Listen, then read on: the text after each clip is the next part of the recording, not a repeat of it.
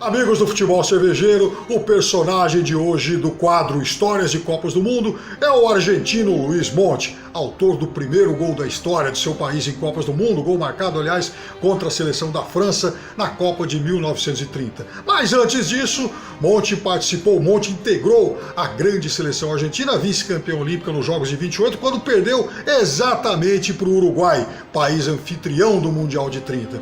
Na véspera da grande decisão, já dessa primeira Copa contra a seleção uruguaia, Monti, lá no hotel em que a Argentina estava hospedado, recebeu, por exemplo, a visita do grande homem do tango, Carlos Gardel, que lhe dedicou, inclusive, o tango Patadura. Afinal de contas, Monti era uma celebridade.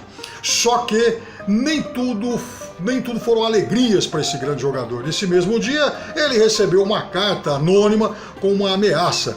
Era uma carta que dizia que ou ele amolecia o jogo para os uruguaios ou então os seus pais seriam mortos. E de fato aquilo abalou demais esse grande e corajoso jogador argentino, o raçudo Monti, que atuou muito mal nessa final. E depois do jogo ele admitiu para a imprensa de seu país que de fato havia jogado muito abalado por conta dessas ameaças, usou inclusive a palavra amedrontado, o que causou perplexidade entre os argentinos. E desde então a reputação dele não foi a mesma em seu país.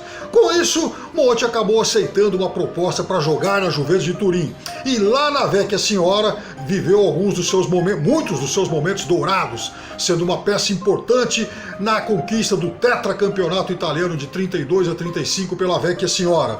E com todo esse sucesso, com toda essa popularidade na Itália, Monti foi convidado, mais do que isso, foi pressionado pelo governo italiano a se naturalizar a fim de integrar a Azzurra, que naquela época treinava tendo como grande objetivo a conquista da Copa de 34. Copa que era uma questão de honra para o regime de Mussolini. E para os jogadores era vencer ou morrer. A pressão foi muito grande. Monti fez parte daquela seleção ao lado de 3 outros argentinos, De Maria, Guaita e Orsi, e também do brasileiro Anfilógeno Guarizzi, o Filó.